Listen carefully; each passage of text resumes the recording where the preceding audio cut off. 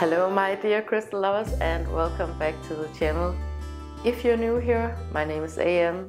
I have a small business named AVIUVI and a web shop at aviuvi.com where I sell the most amazing and sustainably sourced crystals from all over the world. But once in a while I love to make these thrift shopping videos and flea market videos just to show you how much great good stuff you can actually get in a flea market or at a thrift shop. And it's something that I'm personally really passionate about, and I have been for my entire life. So I wanted to let you guys in on what I find and what we found, because most of the stuff that we have in our home is something that we've bought secondhand. I think it makes so much sense in terms of sustainability and the ethics, and you are able to get some amazing finds that you would never find in a store, and I have some examples for you today. So the last time I left you off, we were in a thrift shop back in our hometown, and we're back in Copenhagen now because I wanted to show you what we found there, because I found something pretty unbelievable, and also I wanted to show you guys how we style it up here in Copenhagen. Thrift shopping in the suburbs of Denmark is really different from Copenhagen, because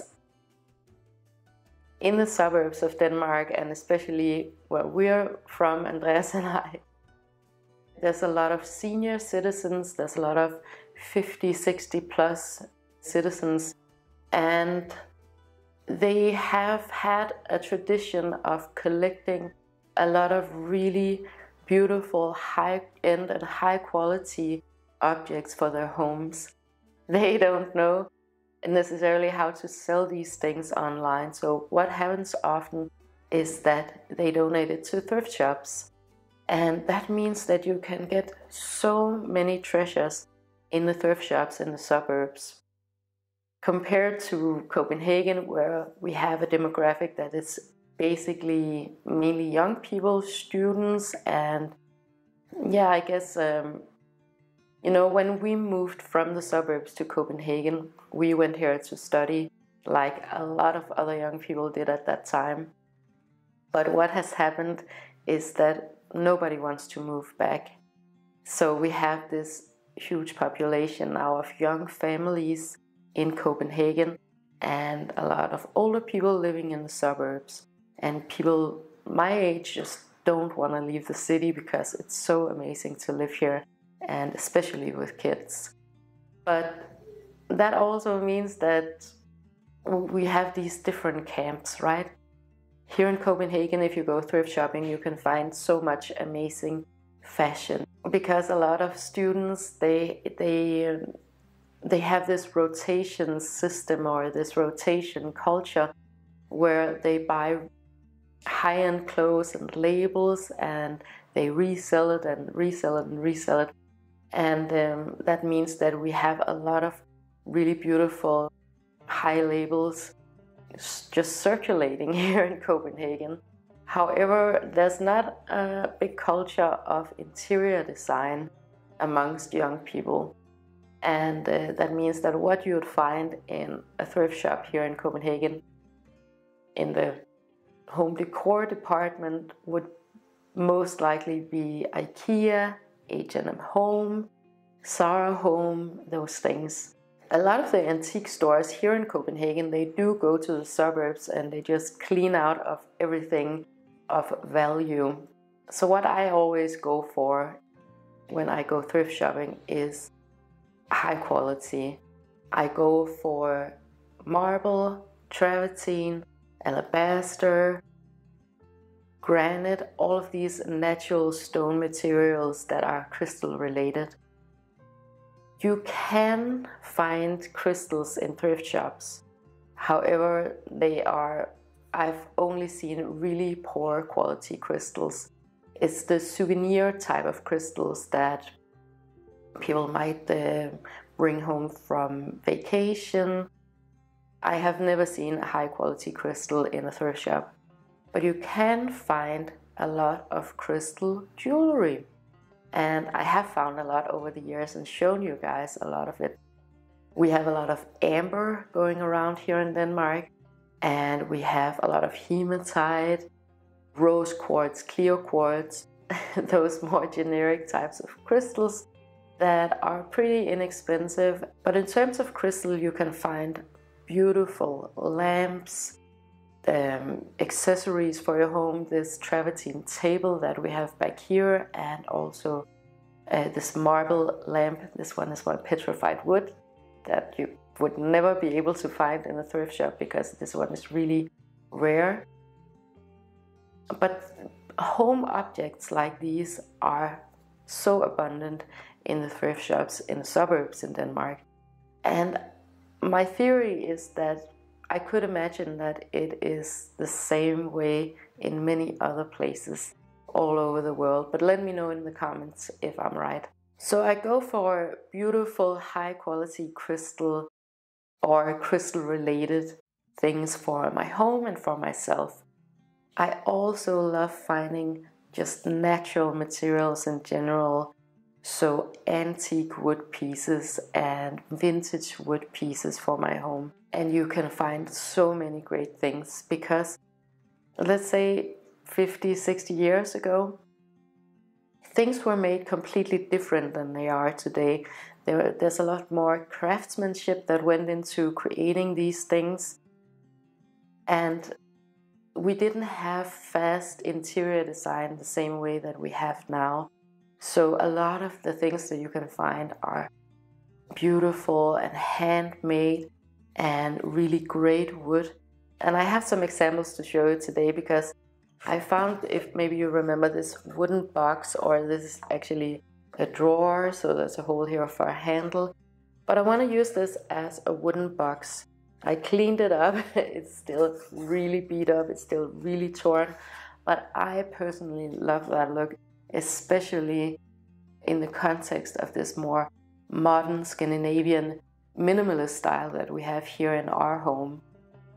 So I cleaned this one up a lot, but it is old, and then I gave it a coat of oil, and I love the result of this. I love little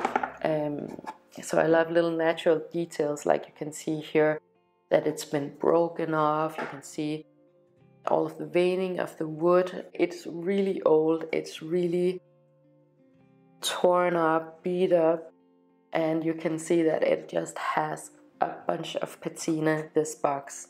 Okay, so in our kitchen we have another box, or this is maybe more like a tray. It's this one, and this was a gift that we got a couple of years ago, and I hope that you can see the difference because this one is from H&M Home, and it is obviously made to look old and look antique, but it has just been bothering me that it wasn't, up to standard in terms of what I find beautiful. I guess this is a mango wood, that's typically what they have in H&M, and there's this like label on the side that's supposed to, I guess, look industrial or something like that. But this is a new production, and I think the difference is so significant. Okay, so this is the difference, right? So you have so much more patina in this piece. This one is a lot heavier, a lot more substantial, in my opinion, a lot more beautiful.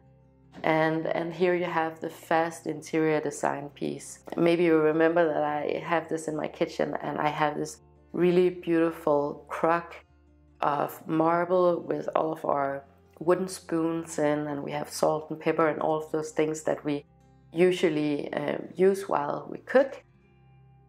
And I don't know, it's just been bothering me that to have something that's new but is designed to look old. So I am super happy about this one, and I'll show you what it looks like in the kitchen. So another cool thing that I got, this was also at the flea market, was this iron tripod, and this is an antique too. The reason why I got this one is because I think it would be so cool to either have like a marble bowl on top of it or a crystal on top of it. So I'm gonna play around a little bit with this one. What the antique dealer told me that this was is that it's a tripod where you'd have, back in the days, you would have a fire going underneath and a pot with glue, and then the carpenters would use the heated up glue for, you know, doing carpentry. English is not my first language, you guys, but I love pieces like this in any case, because they bring so much character to the space and so much personality. I love this material. I love this wrought iron. Yeah, so I think I'm gonna be super happy about this. And actually, I'm hoping that I'm gonna source some more of these maybe for AVIUVI or maybe for our other shop, Applique. I'll leave a link for it in the description so you can go and check that out for yourself. Because I do find a lot of cool objects and I want to sell it on our other website, and I'll tell you much more about that. So in the crystal department, I found one more of these.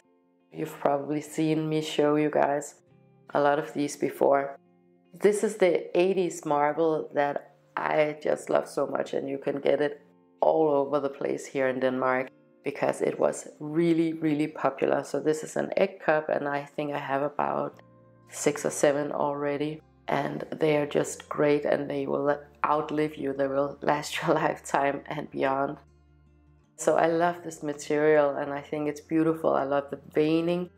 I saw a video not too long ago with an interior designer who said that when decorating in a home, you have to stay within 10 years of the same time period, or so if you're like mid-century, you should stay like mid-century, or I don't know.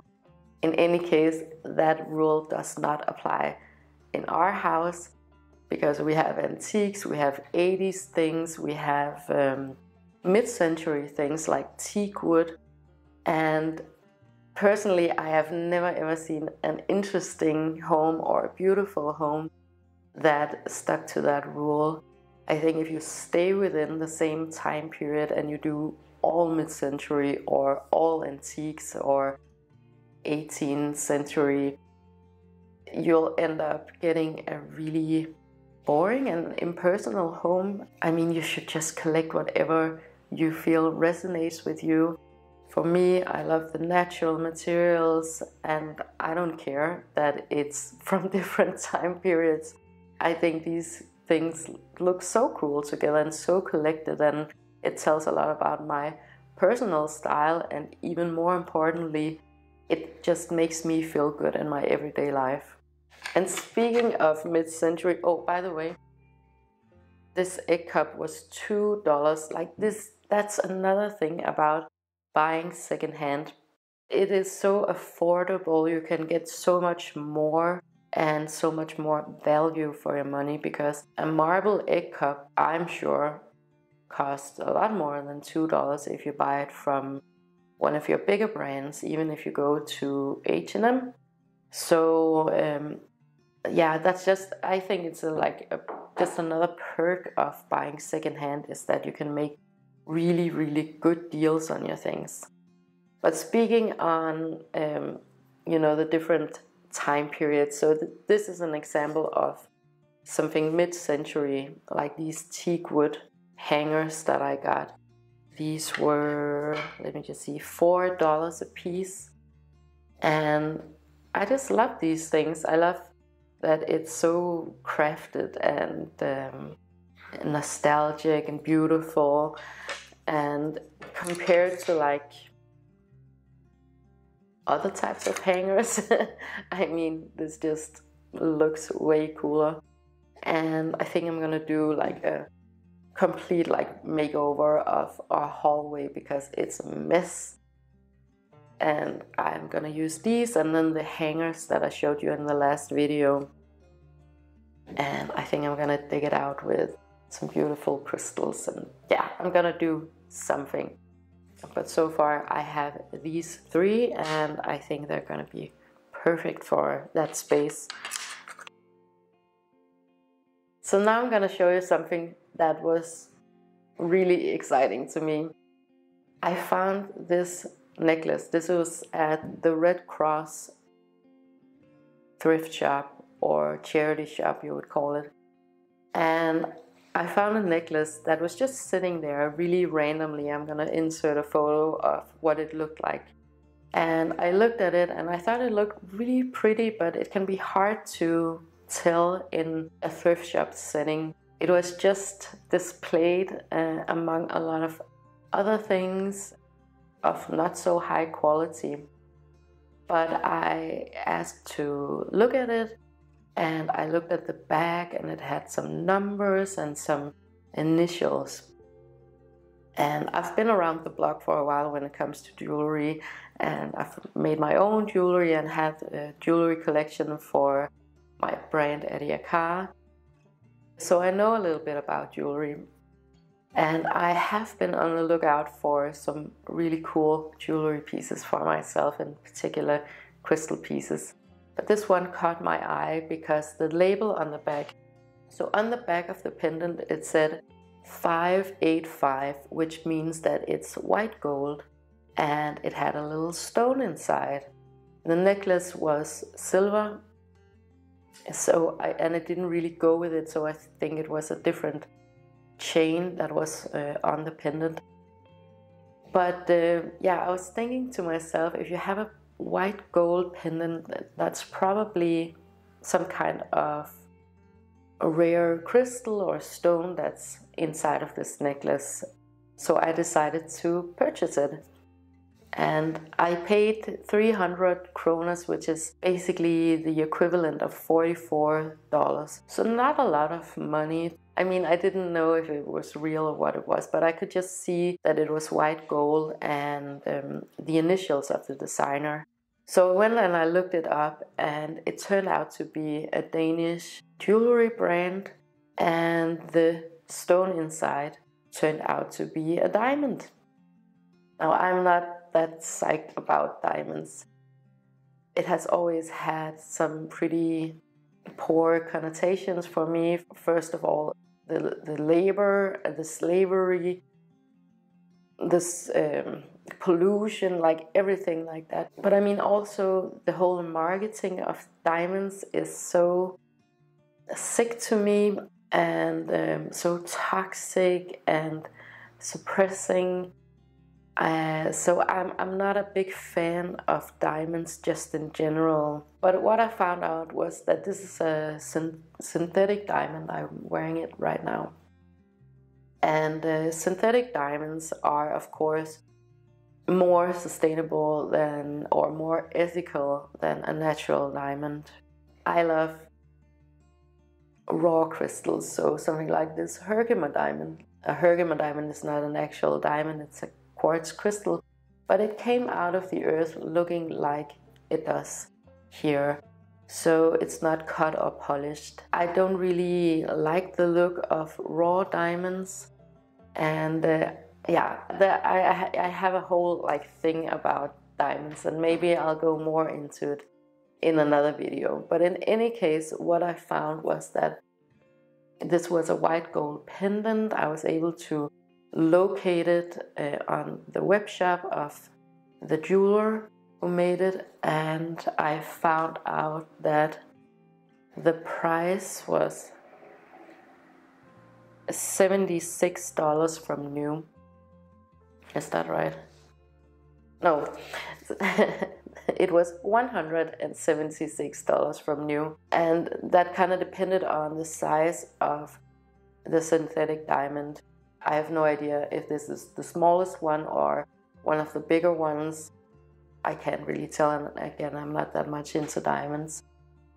But at least $176 was the original price for this one. If you love diamonds and you want to go and purchase a new diamond, absolutely go and buy one that is synthetically made. The diamond industry is completely sick, in my opinion.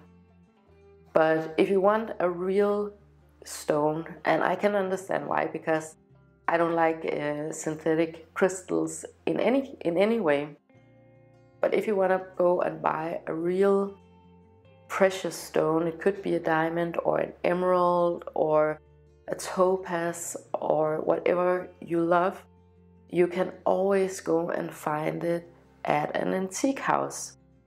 And the antique shops and the auction houses, at least here in Denmark, they have an amazing selection of diamonds. And you guys, diamonds, they're not that rare. You can get them at all prices, and because they come in all kinds of conditions, and they're not rare, they're really common actually. So I mean, there's a lot of misunderstandings going around when it comes to diamonds.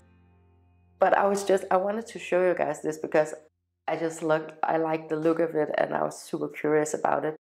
But when you can get a diamond necklace at a thrift shop for, what was the price? $44. I mean, seriously. I literally found gold and diamonds in the thrift shop, right? Go and have a look around and see what you can find, and take your time. That's another thing about going thrifting, that you really take your time, because this was just sitting there amongst all kinds of other real or fake jewelry pieces. I have been more curious about diamonds here in the past, I would say, couple of months. And maybe I'm gonna share a little bit more about it with you guys in a later video. But today it's just all about thrift shopping and flea market finds and finding a diamond necklace in a thrift shop. Okay, so moving on, there's a few other things that I want to show you. Something that I love finding at thrift shops are the handmade things. And I love when I can find a beautiful tablecloth like this one. So this is I would say probably a table runner, right? But this is hand stitched and it is so pretty. I have one that looks a little bit like it, but the stitching is just so pretty, and around the edges. I mean, yeah, I am so in love with pieces like this. And I think it gives so much texture and personality and depth to a space, especially if you mix things like this with natural materials, with crystals, with marbles and wood. And yeah, I am so into it. I love it. And it's a little bit more traditional than I would usually go for, but these days I'm also gravitating a little bit more in that direction. So for $11 I got this double brick mold, I think you would call it. And you can find these from new or like newly produced, like the box that I showed you, like different brands, they reproduce these to look old. And I think it's been a bit of maybe it's been part of the whole farmhouse trend, I don't know. What I love about this one is that it looks a lot more industrial, so it's really rusty and it's really dirty AF. And this one is absolutely not newly produced. You can see from the sides here that it's broken off, it's been used for many years, and I'm gonna clean this one up. And I actually think that what I'm gonna do with this one is that I'm gonna hang it on the wall like a shelf when I redo the hallway. So that was the finds of the thrift shop. And I know that thrift shopping is becoming more trendy now, and I absolutely love that, because you can get so many great things. It's really affordable and it is super sustainable. I found so many treasures in thrift shops, and yeah, I just love it so much.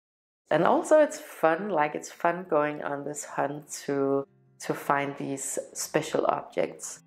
Now, what I would recommend, because I've been doing this for a long time, I actually used to work in a thrift shop when I went to high school. I worked there for 3 years and it was so much fun. That was actually what got me into fashion, because we got these beautiful pieces of clothes into the store and I was volunteering, so I just did like the unpacking and putting things on hangers, and I could just see like these fabrics were so beautiful, like these handmade suits and dresses and all of the craftsmanship that went into making the clothes, like in my grandmother's time, right?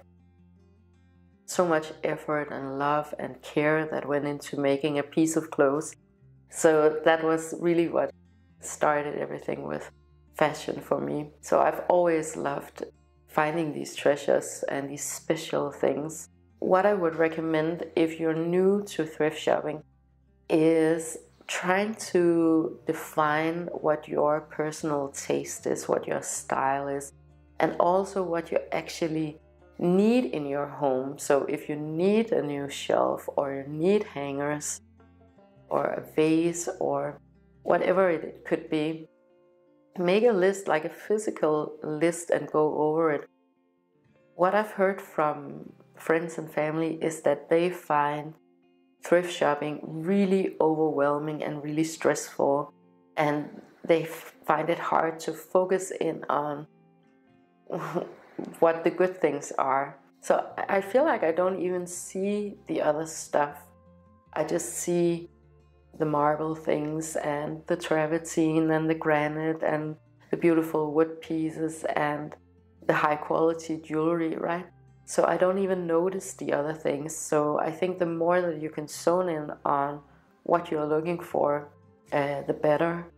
And also take your time, because I'm very methodical about thrift shopping, and I can spend hours doing it.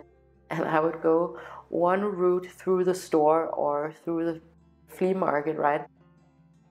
Just go one route and look at everything, take a lot of pictures, and then go the other way around just to make sure that I'm not missing anything. And I really, really take my time with it. A great tip is to take photos, because then maybe halfway you want to get a cup of coffee or something like that, and you can flip through your photos and see if it's something that you think you're gonna enjoy to have. Because the point here is not to buy a lot of stuff. And I know that we've been completely brainwashed to consume a lot of things. But the point with going thrift shopping is to find treasures and find rare things and the things that you're really gonna value and you're gonna love to have around you. The point is not to get everything and to consume, right? It's more to collect, and I think that's where the sustainability aspect of thrift shopping and secondhand shopping really comes to character, because everything is so accessible these days, right? You can basically get anything, and that's what makes it fun to go thrift shopping, is that you can find something really rare. I love that for AVIUVI too, that I only sell these really unique crystals that you would never find anywhere else.